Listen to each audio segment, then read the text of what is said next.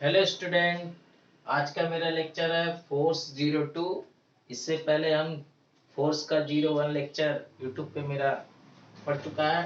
तो आज हम आपको बताएंगे moment of force. Force into क्या होता है, परपेंडिकुलर डिस्टेंस होता है, ये हम उसमें बता चुके हैं। उसमें ये न्यूमेरिकल्स नहीं बताए थे, तो आज दो तीन इसके न्यूमेरिकल्स बताएंगे। और फिर नेक्स्ट टॉपिक है इक्विलिब्रियम, इनके बारे में बताएंगे। फिर नेक्स्ट थर्ड टॉपिक है principal of moment of force के बारे में एक्सप्लेन करेंगे ये है क्या। ओके, तो चलिए वीडियो को स्टार्ट करते हैं।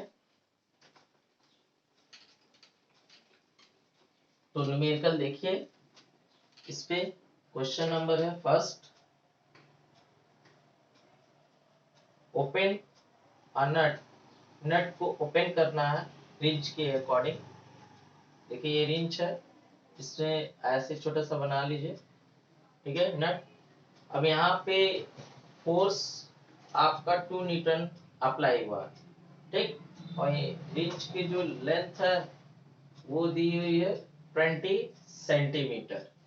अब हमको यहाँ पे पता करना है find find moment of force, ठीक है। मोमेंट ऑफ फोर्स हमको इसमें पता करना है। तो required moment of force equal to क्या होता है, फोर्स इनटू परपेंडिकुलर डिस्टेंस।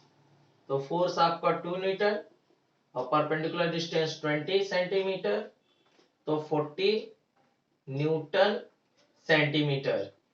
अब 100 से डिवाइड कर देंगे तो आ जाएगा ये 0.04 न्यूटन मीटर। सेंटीमीटर से न्यूटन मीटर में। अब देखिए यहाँ पे फोर्स लग रहा है, तो किस डायरेक्शन में रोटेट होगा, एंटी क्लॉकवाइज। तो यहाँ पे इसका डायरेक्शन हो जाएगा एंटी क्लॉकवाइज, ठीक। तो रिक्वायर्ड आपका मोमेंट ऑफ फोर्स कितना आ रहा है, 0.4 न्यूटन मीटर। इतने से मोमेंट लगेगा तो नेट ओपन हो जाएगा। ओके, नेक्स्ट है एक और question, question number second. Question number second में क्या है,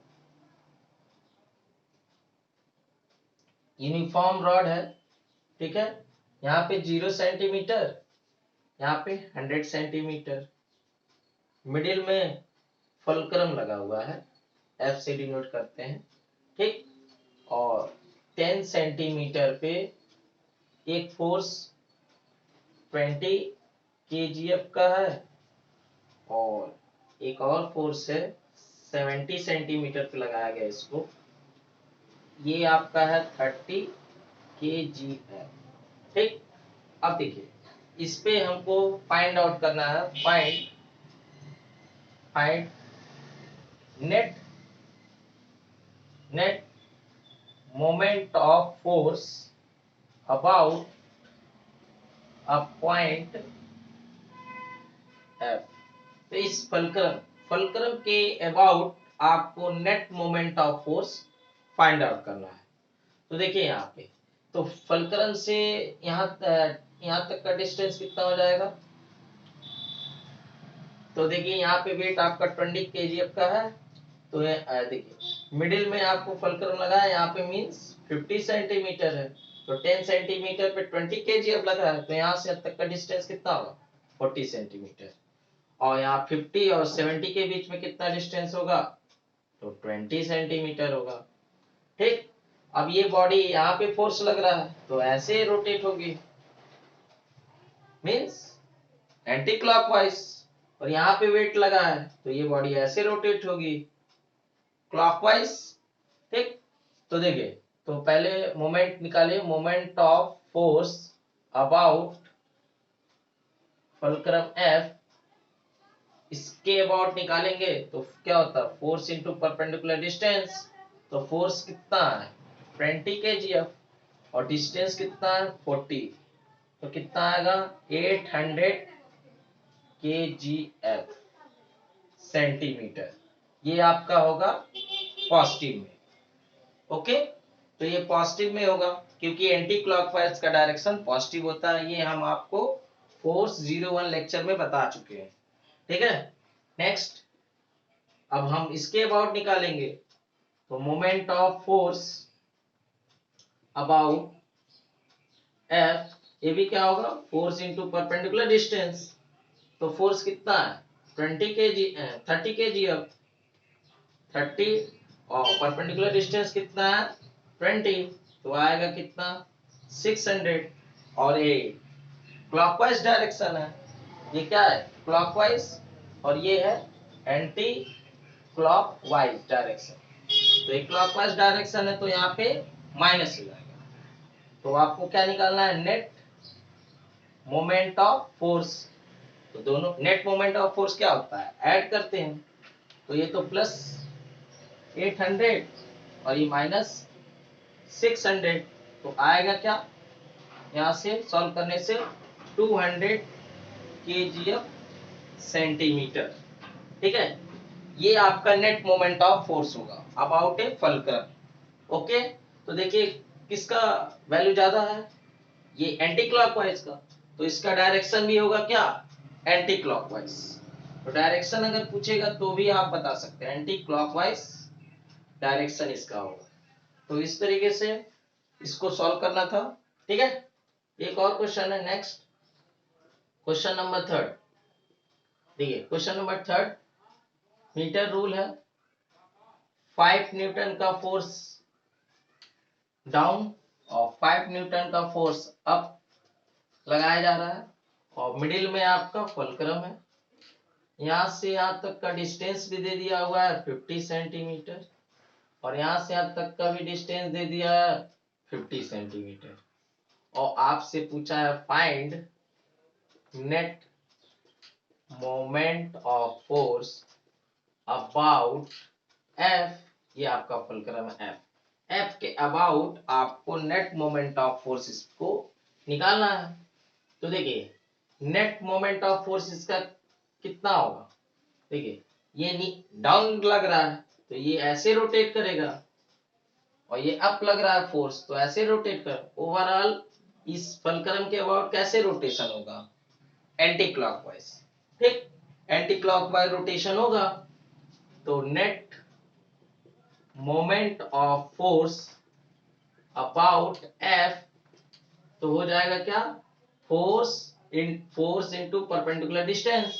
तो फोर्स इनटू परपेंडिकुलर डिस्टेंस कितना है 50 अपॉन 100 कर दीजिए, मीटर में आ जाएगा। प्लस प्लस लगाएंगे क्योंकि ये भी एंटी क्लॉकवाइज है, ये भी एंटी क्लॉकवाइज है।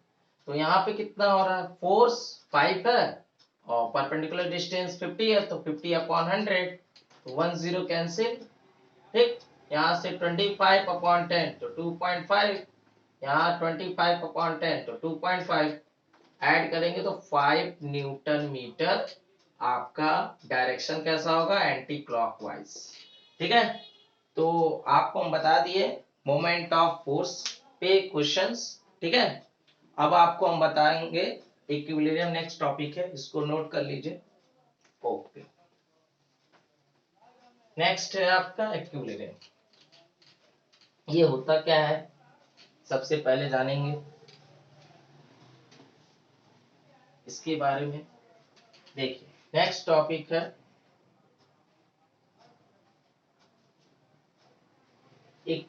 इक्विलिब्रियम। बॉडी कब इक्विलिब्रियम होगी, अगर इस पे नेट फोर्स 0 हो तो बॉडी इक्विलिब्रियम होगी। जैसे फॉर एग्जांपल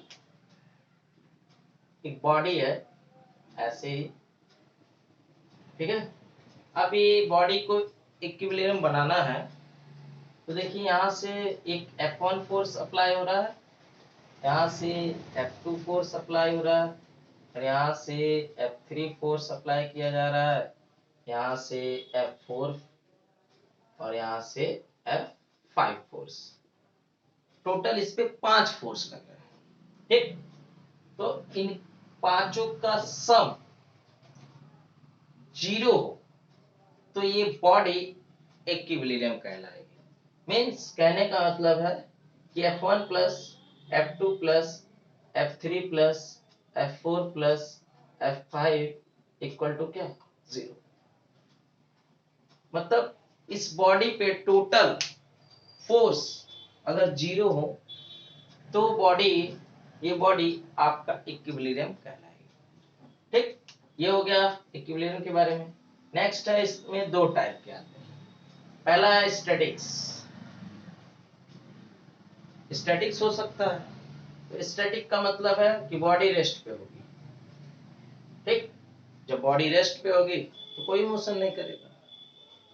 मीन्स कह सकते हैं कि इस पे नेट फोर्स क्या लग रहा होगा, जीरो। दूसरा होता है डायनेमिक।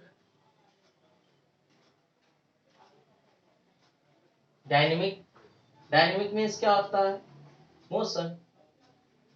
बॉडी क्या करेगा, मोशन करेगा, मोशन होगा। मीन्स इस पे क्या होगा, नेट मोमेंट ऑफ फोर्स क्या होना चाहिए, जीरो। डायनेमिक केस में बॉडी मोशन में रहेगा, बट उस पे जो net moment of force zero होगा, वो आपका क्या होगा, डायनेमिक इक्विलिब्रियम कहलाएगा। अगर नेट फोर्स जीरो होगा तो स्टैटिक्स इक्विलिब्रियम कहलाएगा। ओके, चलिए इस पे एक एक एग्जांपल भी बता देते हैं। जैसे स्टैटिक का मतलब क्या है, जैसे एक रफ सरफेस है ऐसे, और यहाँ पे बॉडी है, ठीक है, एक ब्लॉक मान लीजिए। अब इस पर एक फोर्स 10 न्यूटन इस तरफ लग रहा है, लेफ्ट, और 10 न्यूटन राइट लग रहा है। दोनों देखिए इक्वल फोर्स से खींच रहे हैं, तो ये बॉडी कहाँ पे होगी, रेस्ट पे होगी। तो बॉडी मूव होगी ही नहीं, रेस्ट है। मींस ये बॉडी स्टैटिक इक्विलिब्रियम कहलाएगी। अब समझ में आया। जैसे एक और एग्जांपल है, टेबल पर एक बुक रख दीजिए, ठीक है, टेबल पे बुक है मान लीजिए, कुछ इस तरीके से। तो बुक पे दो फोर्स अप्लाई हो रहा है, ठीक। अगर इसका फ्री बॉडी डायग्राम बनाया जाए तो देखिए बुक पे दो फोर्स कैसे लग रहे हैं। एक फोर्स बुक का डाउनवर्ड लगेगा, ग्रेविटेशनल फोर्स जिसको कहेंगे, और एक फोर्स बुक पे ऊपर लगेगा जिसको रिएक्शन फोर्स कहेंगे। एक ग्रेविटेशनल फोर्स लगता है डाउन की तरफ, और अप की तरफ रिएक्शन फोर्स लगेगा, और इन दोनों की वजह से बुक टेबल पे अगर रखा है तो बुक स्टैटिक इक्विलिब्रियम कहलाएगा। ओके, तो ये दो एग्जांपल हो गए। देखिए डायनेमिक इक्विलिब्रियम का एग्जांपल है रेन ड्रॉप। ये कैसे, नेट मोमेंट ऑफ फोर्स इसमें जीरो होता है। देखिए क्या होगा, बॉडी मोशन में रहेगा फिर भी इस पे net moment of force zero होगा, तो वो बॉडी डायनेमिक इक्विलिब्रियम कहलाएगा।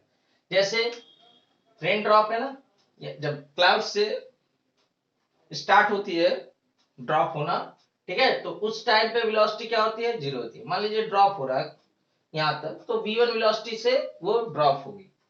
तो जैसे जैसे टॉप टू बॉटम पे आएगी रेन ड्रॉप, तो इस पे आसपास में एयर होते हैं, एयर की वजह से उस ड्रॉप पे एक विस्कस फोर्स लगता है, ठीक है, विस्कस फोर्स बोलते हैं उसको।